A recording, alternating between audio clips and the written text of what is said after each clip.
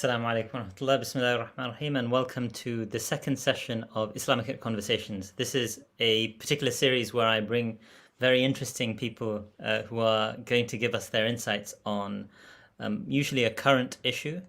And this week I have the great pleasure of welcoming Sami Hamdi, who is a good friend and an insightful analyst of the region of the Middle East in particular, and of international relations more generally.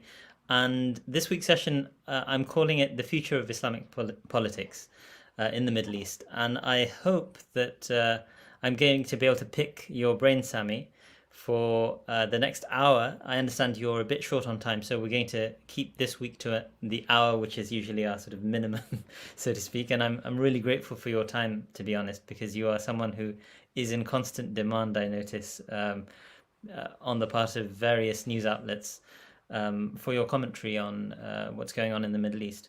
But one dimension of your commentary, which I personally have found very interesting, has been a kind of a concern for the Islamic dimension at certain times. This is something which is usually ignored in mainstream discourse, and that's an area which I hope we can sort of explore. I've called this session The Future of Islamic Politics in the Middle East.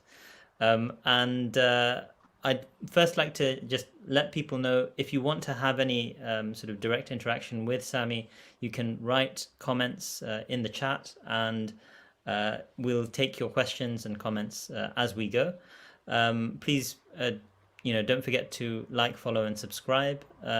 And inshallah, without further ado, I'll launch into a discussion with Sami, inshallah.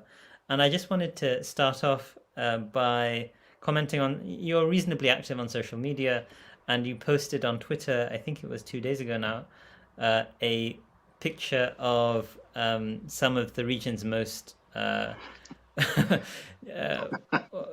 most noted authoritarian figures, shall we say. So these include MBZ, Mohammed bin Zayed, the current de facto ruler of the UAE, MBS, and Sisi, among one or two other people. And you said your caption was very striking, shall we say. So do you want to just maybe comment on what that caption was and why you put that up, inshallah? First of all, alaikum salam. Thank you very much, Usaama, for hosting me. Thank you for having me. I followed actually Islamic Conversations for some time now, and I've seen your numerous guests, so I know, mashallah, it's I now stand alongside some very distinguished speakers, bismillah, mashallah. So thank you for having me on this. Going straight into your point, it was a picture of Sisi, Mohammed bin Salman, Mohammed bin Zayed, and Hamad bin Isa Al Khalifa of Bahrain. And it's that picture where they're dressed a bit casually and they have their arms around one another. And the caption that I put was something of Mohammed bin Zayed saying to the others, guys, well done, we did it. We stopped the Arab Spring, we contained it, we stopped Qatar from organizing these contact groups, and that was a reference to Qatar's lobbying for NATO intervention in Libya that got rid of Gaddafi. And we managed to convince Turkey, or convince Erdogan, to become a Turkish president. By that I mean to pursue a Turkey first foreign policy, which is not something Erdogan has done, at least in the first 10 or at least 15 years of his rule. We've made Erdogan into a Turkish president as opposed to a sultan. And therefore, my point was that these are the dynamics that are now present that have allowed for reconciliation, between quotation marks, to take place between these powers. And it was a bit of a rebuke of those who are celebrating this reconciliation, celebrating this. Somebody tried to make a joke and say it was like a Muslim unity, whereas in reality, I think it's very crude politics that is unfolding, that has essentially pulled the rug from underneath those who have actually tried to achieve some of the aspirations of the Arab Spring, or at least sought in these countries like Turkey and Qatar a haven through which to sort of counterattack against the UAE's counterattack towards the Arab Spring. And I think that fits in very well, and it's very good that you pointed that in the beginning, in that it fits in well with this idea of the future of Islamic politics, if we want to use it in the broad term, right, in that it does feel like the region is going back towards the status quo that was essentially the status quo before the Arab Spring, and that has sort of brought about undesirable dynamics for those who perhaps wished for something else. Right. So how would you characterize that status quo as being? I mean, in some respects, it's a lot worse than it was before, right? I mean, so you have authoritarian retrenchment, but you have that.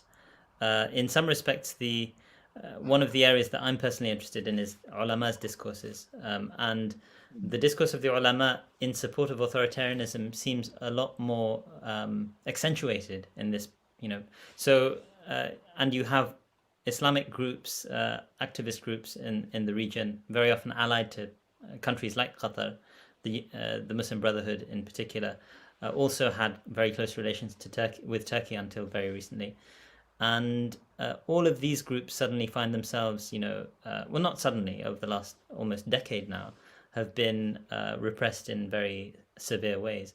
And so, how would you characterize the new status quo and perhaps compare it with the old status quo? And also, if you want to inject some of your reflections on the Islamic dimension of it. I think, and this is what I actually wanted to start with, I think one of the things that I'm very wary of always is painting what happened over the past 10 years as a good versus evil, or rather, the evil trio of bin Zayd and bin Salman and Sisi versus the good trio of Ikhwan al-Muslimin, and the ulama sort of taking sides between them. Because the reality is that, and I don't speak necessarily in this regard from an analyst, but rather somebody who was active in terms of during election campaigns in Tunisia and on the ground, right, talking to people, trying to convince people to vote, trying to convince people to make certain choices. The reality is that what I found is that in the past 10 years, a lot of the politics was more human than ideology. While there's a lot of focus that bin Zayd was against political Islam, which in many regards he is, that is not necessarily the reason for the outcomes that we've seen today. Because, for example, if you look in 2013, 2014, when members of parliament were being bought left, right, and center, some for even as high as 150,000 dinars, according to one of those who was involved in it, the reality is that when An-Nahda, the Islamic party, let's put it between quotation marks, when it was asked to vote on a law to ban this practice, it didn't, because it saw a practical, pragmatic gain in seeing other parties disperse while its party remained as a bloc and nobody was able to buy another MP. So the short-term game over the long-term game. In 2015, for example, when in Tunisia, they agreed on a constitutional court that would have prevented Qais Said's recent coup, An-Nahda did not allow for its implementation because it was terrified that Sibsi, the president at the time, would use it against An-Nahda, would use it to essentially go after them and put them in the prisons. And now today we see this. So in other words, what we're seeing is that we're seeing a very realpolitik, the consequence of realpolitik, not necessarily the consequences of any Islamic politics that were actually implemented. It's not to say they were outside the fold of Islam, but rather it's very narrow to say that we saw Islamic politics and Islamic politics failed, or political Islam actually failed. Even with the ulama, when we had Yusuf Qaradawi in 2013, Sheikh Yusuf Qaradawi in the middle of Maidan al-Tahrir in Egypt, saying, guys, vote for Morsi or we lose 20 billion from Qatar, for example. Or when you have Ali Jum'a or some of these other guys on the other side saying, we have to stability and security.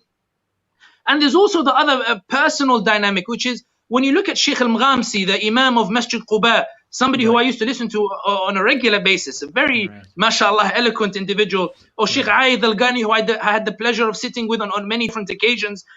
For them, it's not necessarily that they've conceded, or rather they've, decided to abide by authoritarian regimes. But the personal side, what I mean is that it's easy for me from the comfort of London to lambast regimes and say what they're doing is wrong. It's a very different picture when you have Mohammed bin Salman, who doesn't allow you to be neutral, who doesn't allow you to stay silent, who comes to you, to your door, and tells you, look what I did with Salman al-Auda, look what I did with Sulaiman al-Dawish, look how the world is silent and doesn't talk about Salman al-Auda or Sulaiman al-Dawish. I need you to go and say that I am a mujaddid, and that I am the one who is going to restore this deen, or wallahi, I will make you worse than Sulaiman al-Dawish. And the reality is that even now, when I go to certain capitals and I mention Sheikh Sulaiman al-Dawish, who was imprisoned for a tweet in which he gave an advice saying that fathers should give their sons responsibility over time. Otherwise, if you give it all in one go, they burn the house. Sulaiman al-Dawish was imprisoned for this. And when you go to Paris or Brussels or Washington, they tell you, who is Sulaiman al-Dawish? They say, oh, Salman al-Auda. So, and this is why I think what I realized over the past 10 years, and one thing that perhaps, if we're going to go with the Islamic angle, I begun to appreciate much more why the Prophet sallallahu alaihi wasallam focused on personal interactions a lot in his ahadith. because it's the personal interactions that led to a cascading of political consequences. This idea of political wrangling that set aside certain principles for the sake of short-term political gain that resulted in the creation of certain outcomes. Because, and I hand over on this point, but let me give you an example in that if you are a Nahdawi today, and I speak only because I am a Tunisian, I was involved in Tunisian politics, and a Nahda voted against a clause in the constitution that they could have passed if they had voted, they would have passed democratically, a clause in the constitution that says Islam is the main source of legislation in the country. And Nahda voted against it. They said Bourguiba's constitution is fine. And Nahda says that for the sake of tourism, we are going to lower taxes on the alcohol. We are going to, for example, go and ally with Nabil Qarwi, who we said was corrupt. If you're Nahdawi and Qais Said has launched this coup, for what do you stand today? If in the last 10 years in those political decisions, those were the decisions you made, that everybody said, even Azmi Bishara, the senior advisor to Emir Qatar, writes a long essay in which he analyzes some of Nahda's mistakes. But when you were in opposition, you were saying it's all about Islam huwa al-hal. When you came to power, you adopted a very different set of politics. And this is why I think that it's much wider than just Mohammed bin Zayed. I know I narrated it in the Twitter and put all the credit on him. But it's also this other movement, even in Libya 2014, while it's true that Haftar is a warlord and Haftar has committed numerous atrocities, it was the Islamic parties who rejected the election results in 2014. It was the Islamic parties that got the militias to seize the airport in Tripoli, and it was the Islamic parties that kicked out the newly elected parliament and forced them into Tobruk, albeit in very difficult circumstances. And this is why when we're looking at the future of Islamic politics, it's not just about how do you resist an international community that is uncomfortable with you, or it's not just about how do you resist authoritarian regimes who are not happy with you. It's to what extent do you hold your ground on the principles that you originally espoused, and to what extent is it acceptable to pay the price for holding on to those principles? That's what we didn't realize in the last 10 years, and that's a difficulty in terms of moving forward, because now when you talk about political Islam or Islamic politics, who are we referring to today? Are we referring to Erdogan, who today is saying that Mohammed bin Zayed, my relation with him has a bit of turbulence, but I'm really looking forward to meeting with him, and UAE is going to invest millions in my country? Is it, like Qatar, for example, which, is announcing today, or the foreign minister announced a few months back that Sisi's government is a legitimate government of Egypt? How does this fit within the Islamic framework? And I think that's the difficulty now, and that's, I think, that reflects the period of reflection that many people, including me, are trying to go through in terms of establishing. The final point I want to make, Dr. Usaama, is that when I was in Tunisia, going around to the most remote countrysides in Tunisia, telling people, Ya Jama'ah, let's vote for a better Tunisia, let's vote for free healthcare, let's vote for a benefit system like the UK, etc. The reality is none of that actually mattered. In 2011, people voted for Nahda because they thought they fear Allah. So when I was in Egypt in 2013, in a countryside in Suhaig, I said, why are you voting Morsi? What is it about him that impresses you? What is it about his political and economic program? And I'm expecting to hear, the way we talk about it in the UK, he's planning, to spend 200 million on this, 100. He said, I don't know anything about this program. And I said, well, how are you voting for him? He said, يخاف ربنا ويخاف ربنا ربنا حيفتح عليه. If he fears Allah, Allah will open for him. It was very similar situation even in Tunisia as well. But the one thing that was profoundly interesting is that when Islamic rhetoric is not met with action, when it's not met with development, when it's not met with an improving in people's lives, people begin to reject the Islamic rhetoric.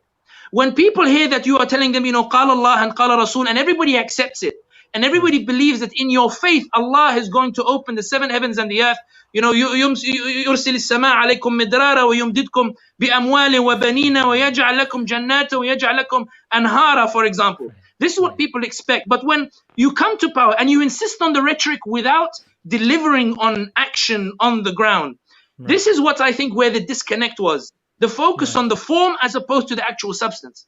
I mean, what you have in Tunisia is interesting as well, because there wasn't necessarily an insistence on the rhetoric either. And, that's, I think, to a very significant extent, there's a lot of realpolitik that is part and parcel of the processes of the political sphere.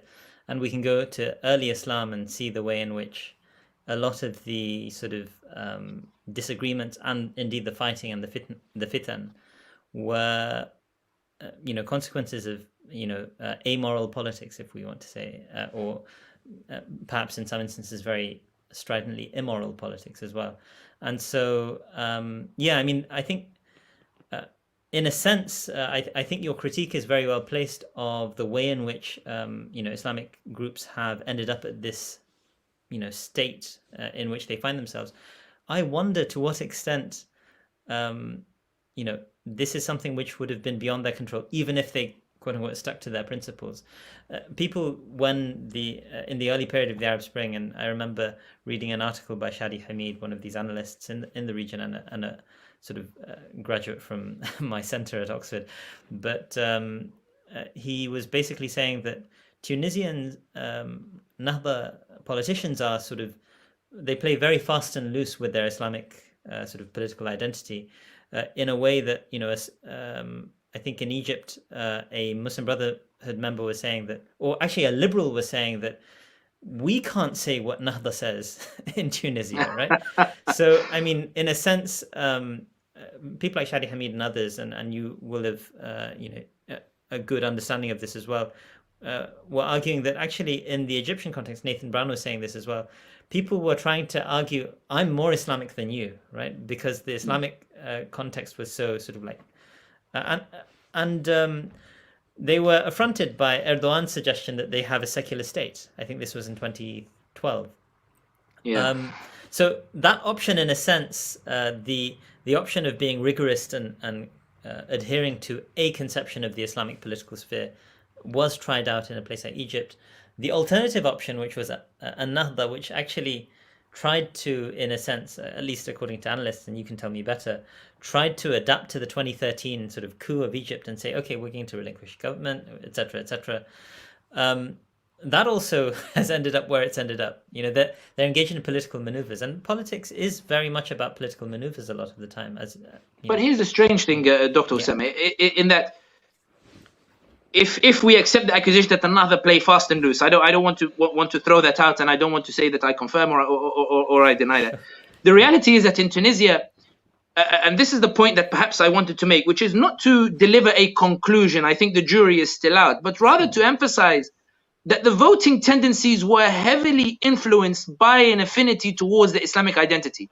Right. In all of the elections that took place, even in the elections that followed Nahda's compromising or Nahda's downfall, the reality is even Sipsi was employing Islamic rhetoric. Sipsi did not come in to say, I am the secular alternative. Sipsi came in to say that the Nahda don't understand Islam very well because they didn't bring the prosperity with it. I'm bringing وَقُلْ جَاءَ الْحَقُّ وَزَهَقَ الْبَاطِلِ. He would quote and roll off the ayat of the Quran that many of Tunisian seculars are actually very comfortable with. Even in Egypt, the reality, the tendency was towards Islam. When Sisi came to power, Sisi didn't come into power proposing himself as a secular alternative. Sisi came in on the basis that his wife wears niqab, that he's a musalli, he prays, that he's a person who fasts Mondays and Thursdays, and therefore you're replacing a religious man with a religious man. You're replacing in Tunisia a religious Nahda with Sipsi, who was not necessarily anti-religious. The point that I want to make is that the tendency that we've realized in the last 10 years is irrespective of the realpolitik. The tendencies of the people in their voting or in exercising their democratic right continues to be governed by an affinity towards Islam, irrespective of what it means or the form it takes or the substance that it takes. So much so that Emmanuel Macron, the French president, issued a rebuke in an interview with Le Grand Continent in 2020, in November 2020, where he says that we realize in the Arab Spring that the region still has an affinity for backwardness, for regressive tendencies in the manner in which they voted in the elections. And this is why I want to make this point, because it leads to the question with regards to Islamic politics. If you clearly have a population that has an affinity towards Islam, that has an affinity to politics within an Islamic framework, what is it that drives an-Nahda to focus on the international perspective?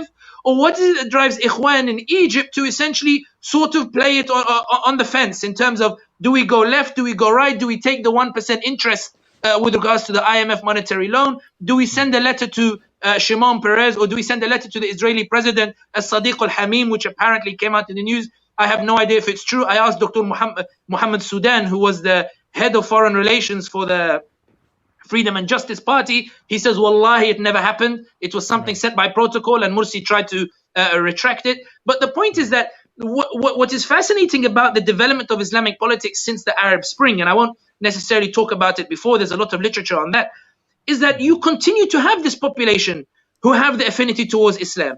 And it's recognized in the US, it's recognized in Europe, it's recognized in the Arab world. It seems to be recognized by everybody but those who claim to practice those Islamic politics. And so the question that is fascinating, and a question that I don't have the answer to, and the question that perhaps is posed everywhere, is that what is it that prevents these parties from riding this popular wave that is so obvious and clear to deliver something that represents some sort of Islamic framework? And I think that's the question that another can't answer, that Ikhwan haven't answered, that Qatar can't answer, that Erdogan himself can't answer. Erdogan spends 20 years building a Turkey that, to be honest, now is a haven as well for Muslims when they go on their holidays. Before 2002, 2003, hijabis would be often mocked in front of the streets. These days now, it's a haven. But even when you look 20 years on, people are still confused as to what is his legacy. He could lose the next election, it could all be reversed suddenly. So if you have this sort of haven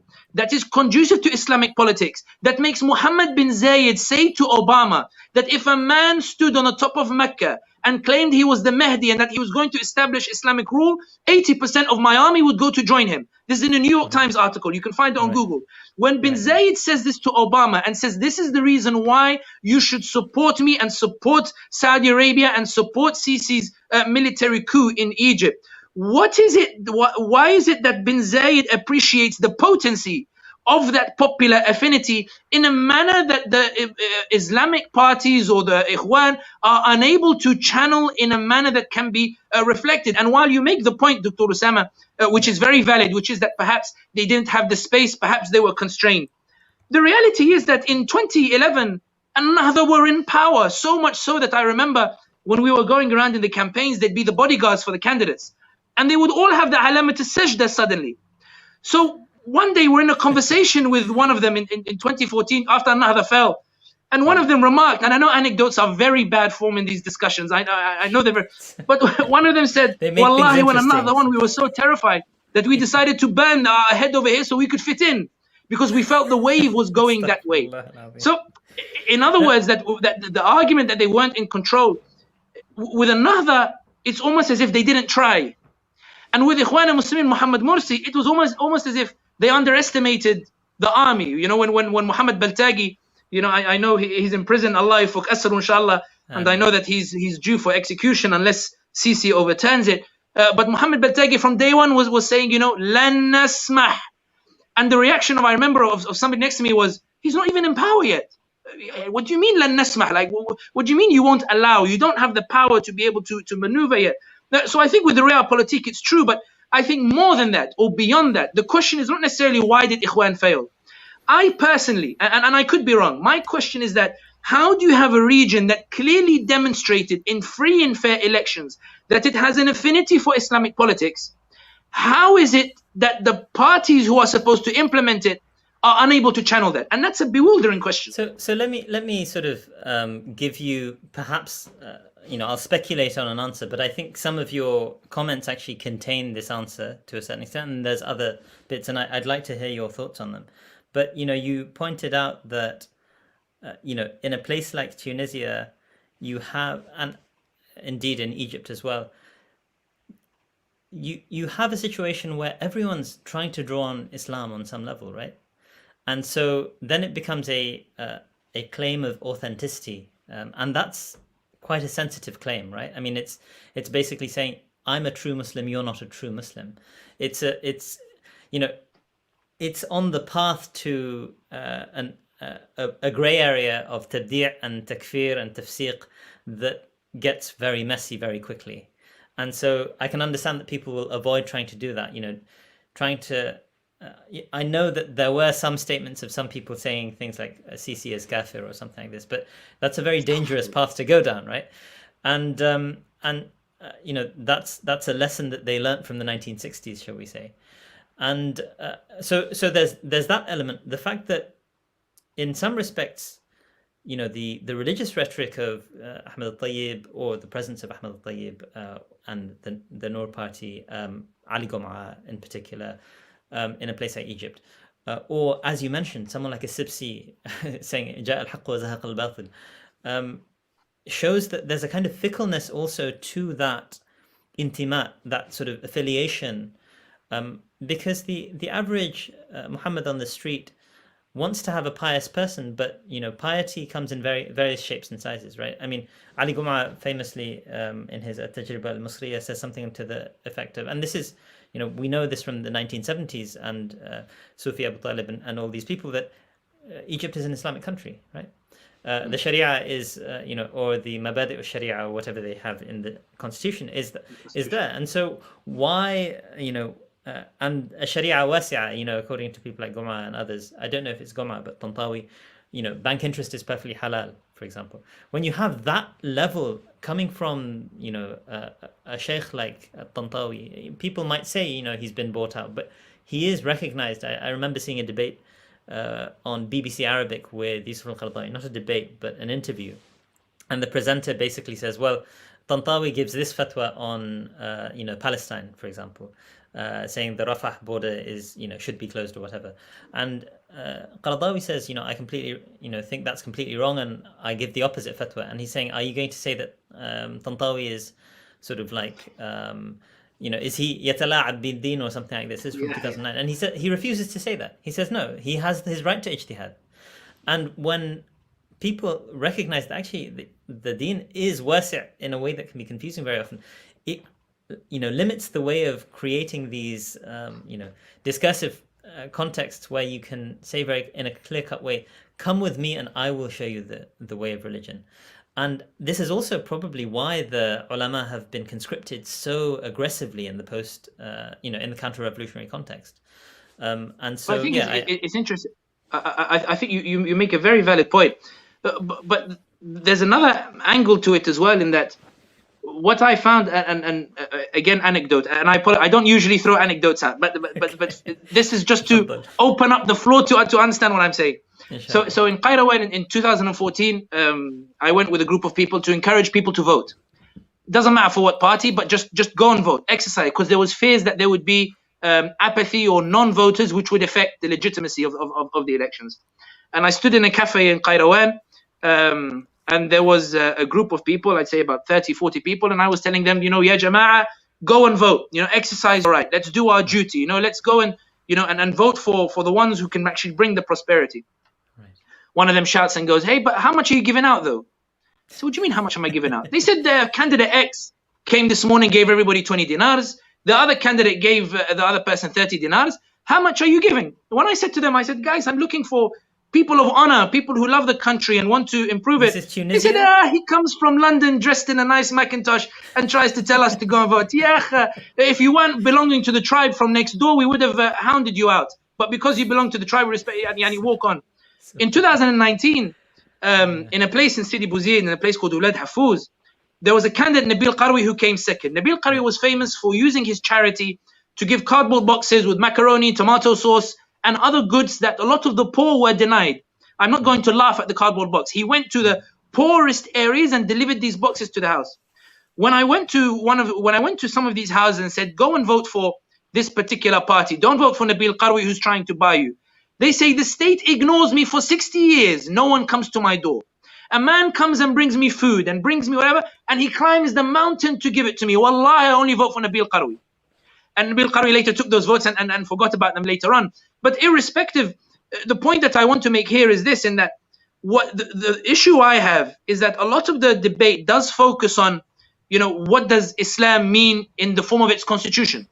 Egypt has Mabadi' Sharia or Sharia. What does that mean in the form of the constitution? What does it mean in the constitution of Tunis or of Libya or even of Saudi Arabia? But the reason people are asking that question is because they don't see it implemented on the street, not in terms of its practice. We have the adhan and we have the mosques and whatever, but they don't see it practiced in the social justice. in the access to health, in the access to money, in the access to Umar ibn Khattab radiallahu anhu would go around the marketplace and see who is hungry, or in the nighttime, who is hungry. In other words, for him, the definition of rule or the definition of Islamic politics or Islamic rule is to ensure that at nighttime nobody is sitting on the street asking for food. So it's something tangible, something that can actually be given, something that's related to actual development that I think perhaps is not focused on as much. So a lot of the focus on the fatwa, which is legitimate, and a lot of the focus on the definitions, which is legitimate. But one thing I think where An-Nahda failed and where Ikhwan Muslimin failed, etc., is that they love the idea of Islam in power. We love the idea of Islam as politics. We love the idea of starting every meeting with Bismillah wa salatu wa salam ala Rasulillah. But what I found in Tunisia is that in 2011, when you said it, they'd be like, alayhi salatu wa salam ala ayn wa ras. In 2013, they'd be like, yes, yes, we'll go with you to the mosque. In 2016, Bismillah, Nahdawi, you've had 5 years and you gave nothing.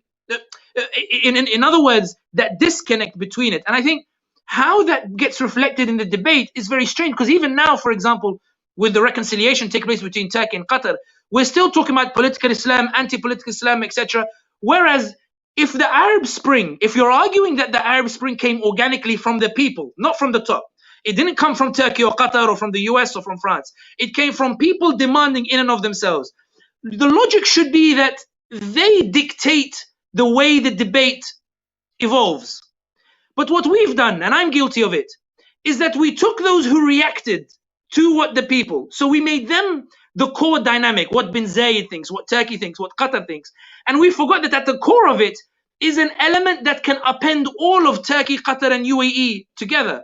So instead of trying to channel that, we went to try to channel the others instead. So where the others are focused on the form, and I finish on this point, Dr. Usaama, where the others are focused on this form, I came to realize that what is fascinating for me and what I have no answer to and no route to which to connect the two arguments is that the debate in the cafes of Tunisia about UAE, Qatar, Islamic are very, very different from those being had at policy-making level. Sorry, at the policy-making level on the part of these sorts of organizations? Or? On the part of the organization, but even in terms of the general discourse. So in terms of, talking about, Qatar hosts Sheikh Qardawi and Turkey hosts, I don't know, the leaders, and London has the Muslim Brotherhood leadership. But the reality is that we saw with our own eyes how the people can append entire systems and entire foreign policies and the like. And that narrative is very different from that being discussed now. So incidentally, I've got a bit of noise coming from that. If that starts causing any issues, let me know. I can get rid of it. I can't hear anything, but yeah. Excellent. So, I mean, these are very interesting reflections. Two things that come to mind as you say that are the way in which you spoke about Nabil al-Qarawi and the way in which he appealed to the average person and took advantage of them effectively is very reminiscent of a piece that I read by Yanis Varoufakis talking about the Brexit debate in the UK, and that it was a rebellion of the poor against the establishment. In a sense, it was kicking the establishment in the backside in a way that was very necessary because the establishment just doesn't care. But unfortunately, they just voted for a counter-establishment, right? And, as a consequence of that, they've still been left out in the cold. And so, in a sense, arguably, there's a kind of populist politics that is global in this context. And I have a very, I'm very uncomfortable with the label populist. It kind of suggests something which is, these are uneducated. But populism is to a certain extent right there in democracy, right? I mean, this is one of the reasons why the Greeks were so anti-democratic. But but your point here, Dr. Usaama, your point is why I put a tweet up 5-6 days ago. And it's this point that reminded you of it, which is when the Roman Emperor Heraclius asks Abu Sufyan. Yeah. He asks him, he goes, who are the people who follow Muhammad? Who are the people who follow this person who claims to be the prophet? He says the weak and the poor. It's the poor and the weak, because they are the ones who stand to primarily benefit from any Islamic politics. And if the politics is not geared to primarily benefit them or raise their status against an oppressive elite, if the politics in and of itself can no longer be called Islamic. When Abu Bakr as-Siddiq radiallahu anhu, the first caliph of Islam, when he is standing on the pulpit and the first thing he says is that the strong amongst you is weak until I take the rights of the weak from him, and the weak amongst you is strong until I restore his rights to him. In other words, there is an appreciation of exactly where the focus, and this is why I think sometimes, I know there's a lot of debate these days why left-wing politics and liberals and Muslims seem to ally with one another more often these days. I think a lot of it is because of this focus on social justice, social development, and benefiting the poor. And I actually think that it was a lot of these poorer elements of society in Egypt and Tunisia who rushed to Ikhwan al-Muslimin. They rushed to al-Nahda. The people who support Nabil al-Qarawī, they rushed to Nabil al-Qarawī because he aided them and gave that assistance to the poor. The strongest of the Sahaba who were around the Prophet ﷺ, while some were of nobility, some of the prominent ones, Abdullah ibn Mas'ud was a shepherd that people used to look down on. Bilal ibn Rabah was a slave who had to be freed by Abu Bakr as-Siddiq, and he became a giant and a titan. In other words, when Islam fails to offer social mobility, when it fails to offer social justice, when it fails to offer the basic necessity and the rights of the poor, it ceases to be Islamic, even if it is covered with Islamic rhetoric. And this is why I think Ibn Taymiyyah was very profound in his statement when he says that Allah allows a state to prosper, that is just, but doesn't believe in him, but destroys a state that is unjust, even if it believes in him. In other words, that this should be the core of how Islamic politics proceeds. And this is where I think the topic gets very complicated, in that whilst it's easy to talk about the form and how things should look like, and this is why I think the Taliban experience in Afghanistan, without going into too much controversy, will be very interesting in terms of how they define what an Islamic system is supposed to look like. This idea that there's a lot of emphasis on the form without realizing that if you don't apply the substance, which is what the Prophet ﷺ and the Sahaba focused on primarily in their actions, the reality is it doesn't matter what form of political Islam takes hold in Tunisia or Egypt, it is destined to fail. And I think in Tunisia, and I know I am in the minority here, I believe that the Tunisian project failed not because of Sisi or because of Mohammed bin Zayed or the like, but because the first 2 years of al-Nahda's rule was about cementing power as opposed to rushing to those elements that caused the Arab Spring, appeasing them with the measures and providing justice, so that when 2013 comes along, they come out and they support you like the Turkish people did in Turkey. But I know I'm veering off a bit over there, but those are just some reflections that I want to throw at you. No problem. I'm not an expert specifically on the Tunisian context, but what I would say is that certainly the Ikhwan, and I suspect the Nahda in Tunisia would reflect some of this as well. What they are known for, and this is true of Islamist, I'm using this term in the academic sense, Islamist organizations that are democratically oriented around the world, is they are well known for their charitable endeavors, for their social programs, for sorts of, in a sense, for stepping in where the state has failed. I mean, the famous example of the 1993, I think, earthquake in Turkey, which caused great embarrassment to the Mubarak regime, because the people who were saving people's lives and serving them were the Muslim Brotherhood. And references to a state within a state are a double-edged sword, of course. And I suspect that drive is what takes a lot of people into these arenas in the first place, and to a certain extent they're going into politics because they think if you can control the levers of the state, that gives you the opportunity to make those changes on a system-wide level. I just suspect, and this is as someone who's basically just a theorist and a scholar and not really a practitioner at all, وفقني الله وإياك, is that it's just very difficult. Right? I mean, the global systems that are in place. I mean, we had a similar experience in the UK with the Labour Party under Jeremy Corbyn, right? I mean, the systemic efforts to crush any threats to those who are entrenched in power and privilege are overwhelming, I think, on a global scale. And this is why MBZ and, I mean, ironically, MBS and Jeff Bezos used to get on so well, right? They're part of that global elite, right? I mean, even though they have the ability, MBS has the ability to hack his phone, but they are part of like that, global elite who are all contributing. And I think, the question is the idealism. Forgive me if you, I don't mean idealism in any pejorative sense, but I do think that there are two things. One is that, we do need to be driven in a sense by a certain type of idealism to get to a better place. But at the same time, the second point has lost me. But building on that particular point, there is one final angle that I think is absolutely imperative to mention. which is that a lot of the experiences that take place, the pitfalls are not necessarily in terms of any affinity towards ideology. If we've established that the people have an affinity towards Islam and they vote on the basis of Islam, then that inherently forms a framework in which Islam has some breathing space on which you can build upon. So when Sibsi tries to change inheritance laws, there's an uproar from all sections of Tunisian society in order to prevent it. Hasn't that gone through now? No, I think he failed to do it. I think he passed away before he was able to pass it through.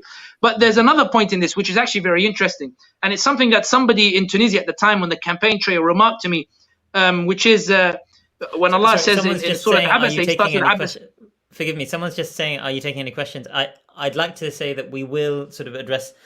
There's a comments bar on your right, incidentally, so we'll address them in a moment. But Sami, please conclude your point. There's a very interesting. Somebody remarked to me. So we had gone on a day of campaigning through different cities and the like, and I remember somebody remarked, عبس وتولى أن جاءه الأعمى وما يدريك لعله يزكى. Yeah. And one person remarked, and he said, I used to read this verse and always think it's something to do with just personal relations. But you feel it in political parties, that when the leader of a political party greets you like as if he doesn't want to see you, when later he needs you, you're not interested in banding with him and preventing a coup in Tunisia.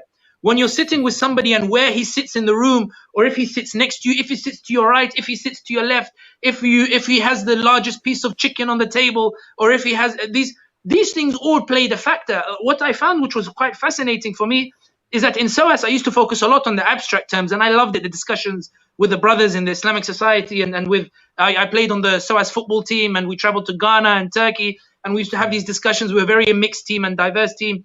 But when I went to Tunisia, and when I met Egypt, and I sat with brotherhood leaders and the like, and even with some of the liberals, I realized how personal a lot of it is. How much of it is built on personal interactions. So much so that I realize why the Prophet ﷺ, in the last khutbah, he focuses a lot on the relationship between Muslims, between one another. Where he says, for example, المسلم على المسلم حرام دمه وماله وعرضه. For example, the honor part, spreading rumors, false rumors about the other, false accusations, saying he stole millions when he didn't steal millions, something that Qais Said is doing today when he's throwing accusations without proof. But what I realized is, when crunch time came, everything from the personal relationship, grudges, bad feeling, ill will, a slight somebody might have done unintentionally, they all came to the fore. So when you went to people in 2014 and said, guys, it doesn't matter if you think Nahda is bad. This is a coup. We have to stand with Nahda. We have to push it. They'd be like, no. Listen, Ghanouchi in 2008, when I saw him in London, he did this. Lutfi Zitoun in 2012, when I sat with him in the office, he did this. Hamadi Jbeli, when we went to him and tried to be a partner in his coalition government, he ignored us. A lot of it had nothing to do with ideology. A lot of it had to do with personal interactions. And the reason why I mention this is that this should not be considered outside the fold of Islamic politics, but rather it is the very essence of it, in that you can have the policies, you can have the economy, you can have etc. But the reality is that the governing rules on interactions and character are so fundamental to building the Islamic politics that I think sometimes it often takes a back seat. And the slightest abasa wa tawalla can have huge implications on whether somebody stands with you when Sisi orders the army to come against you, or whether they decide to say, Asma Mursi, I don't like him, I'd rather go with Sisi, and Sisi will later give me the governance later. Just like today we're seeing in Tunisia, Tayara Demokrati, they supported Qais Said's coup, and now they're becoming increasingly upset that Said is not handing over the parliament to them by removing another. This idea that compromise on the principle, but only because they have this hatred of another from years of bad interaction with one another. How you put that in academic terms, how you put that in general discourse, how you write that in an article is very difficult. But from my experience, and again, anecdote, and I know it's bad form, and I hope I won't be judged for it by anybody watching, I believe it is of the utmost importance in any discussion with regards to Islamic politics in terms of the interactions between one another. And I think Rasul Sallallahu Alaihi Wasallam, la yantiqu anil hawa, he does not speak in vain. It is over the past 10 years that I've realized why so many of the injunctions have to do with personal relationships, because they transform into the political reality that decides eventually in the crossroads whether things go well or things go bad, if any of that makes sense. No, I mean, I think it's really valuable, a lot of what you're saying and your personal reflections. And let me just home in on the anecdote point just for one moment, which is that, one of the challenges that we face is that we have this tradition which is vast. You have Quran, and then the Hadith corpus is enormous. It goes on for forever, and in a sense, the story that you're homing in on, which is the story of Islam as a social justice message, is there, but it's something which has been kind of created as a narrative by people like Sayyid Qutb, by people like Abu al-Ala al-Mawdudi, in a context where suddenly those features of the Islamic tradition are very salient and relevant in our context. We're living in these really highly unequal societies that really don't care about the poor in a way that I think capitalism is only the best sort of at doing, so to speak. And I think that these are global historical shifts that take place. I'm speaking, forgive me, as an academic here for a moment. And the question is that, it may be that some of us are really impressed by the narratives of Qutb and Maududi and so on. But in a sense, that is a narrative. That's a story that we tell on the basis of, to a certain extent, anecdote. And I think the challenge that we have is to convince a broader number of people that these stories have greater meaning beyond, this is something which is at the core of the Quranic message, and this is what we need to take as, the purpose of Islamic politics in the modern period. No, and you hit the nail on the head, Dr. Usaama. And the reason why I mentioned the social justice part is because, and perhaps people will forgive me for it, but there was a joke in 2015 that was being told with regards to people who advocated Islam in politics. They said that a poor man who has a hole in his roof and he's struggling, he can't make ends meet, he can't pay electricity, can't pay water. He bought what's called a kaftaji, which is something that you buy for cheap in the market, very cheap. So he's eating the kaftaji, which is like meat on bread or that kind of, or maybe not even meat, just some salad like on bread. And he started eating with his left hand. So somebody's walking by and told him, "Akhi, taqillah. When you eat with your left hand, shaitan eats with you." So he replies to him and says, "Shaitan is leaving all of those guys over there, all of your leaders there who are sitting in the palaces to come and eat kaftaji with me." This idea that I'm not seeing any action from you, all I'm seeing is rhetoric. All I'm seeing is grand rhetoric, but I don't see the essence. And this is why I brought back what Heraclius said to Abu Sufyan when he said, "Who follows him?" And Abu Sufyan said, "The poor and the weak," because they had agency in Islam. They were invested in Islam because Islam offered them something, not just on the spiritual side. That's a very interesting interpretation, I must say. I mean, these are our readings into that historical narrative, right? 100%. I agree. I agree entirely. And I could, but that's something that took me when I said it, in the sense that an oppressive elite weren't the first ones to race into it, because Islam affected their interests. Whereas why do you invest in something? Because there is interest in it for you. Even Allah subhanahu wa ta'ala, He offers you Islam on the basis there is an interest for you in following it. Not just in the akhirah, but also in the dunya. And this is why I think that I find it quite fascinating, in that the discussion of Islamic politics is wonderful in abstract and makes perfect sense in abstract. But Dr. Usaama, if me and you were to go to Sidi Bouzid today, and I was to ask you to address that individual who told him, shaitan is leaving these guys, you wouldn't converse with him with Sayyid Qutb or Ibn Taymiyyah. You'd be conversing with him on the basis of, listen, and this is what I think is what Ikhwan succeeded in before they came to power, mobilizing people. But when the expectations were so high and weren't delivered, for whatever reason, the disillusionment is natural. And what I think the discussion about Islamic politics is, it's not necessarily why did Ikhwan fail. I think that's a narrow way to look at it, but rather, what is Islamic politics supposed to achieve? First and foremost, and who are supposed to be its prime beneficiaries in a society in which Islamic politics are. My conclusion, it could change in 10 years, is that the weakest and most oppressed of society must be the prime beneficiaries. And that the charity must come from the top. So there's always the giving from the top and always the benefiting from the bottom. If that doesn't take place, it's not Islamic, irrespective of the rhetoric behind it. But of course, it's a very simplistic way of looking at it. No. I mean, I actually don't think that that's simplistic. I think that really is, so deeply embedded within even sort of, because we think of the Quran, the Hadith, but we also have a tradition of reflection on these, core sacred texts from the Islamic tradition, and this is something which you find quite strongly embedded within the fiqh tradition. The notion that the people who are weak have to be given privileges because they're not defended by those in power, they have to be defended by the law, by the Sharia. And they have to feel empowered. They have to Right. believe that they are that their agency is amplified as a result of the Islamic politics. I want to turn to we've had a couple of questions and a comment from from my dear friend Umar Anshasi is saying, I do like your chair, mashallah, Usaama. And I just just to sort of like say that I'm actually sort of not at home right now, so this isn't my chair, but alhamdulillah. I wanted to give the someone sort of is asking a few questions, so and I think this would be in your terrain if it's okay. Some of this is well, actually, it's just one question really.